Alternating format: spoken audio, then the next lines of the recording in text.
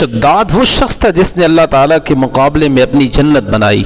یمن کے بادشاہ شداد نے جو کہ جنت بنانے کا دعویٰ کرتا تھا، اس نے مسلمانوں سے کہا کہ تمہیں موت کے بعد کیا ملے گا؟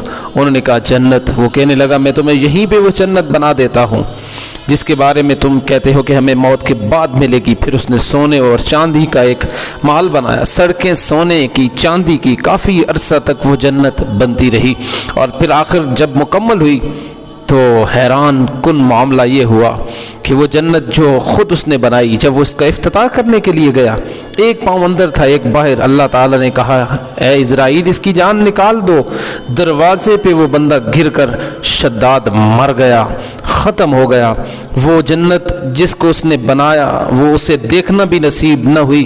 اللہ تعالیٰ حضرت اسرائیل سے پوچھنے لگے ہے اسرائیل کبھی تجھے ترس بھی آیا کسی کی موت روح قبض کرتے ہوئے؟ اس نے کہا 2 دفعہ۔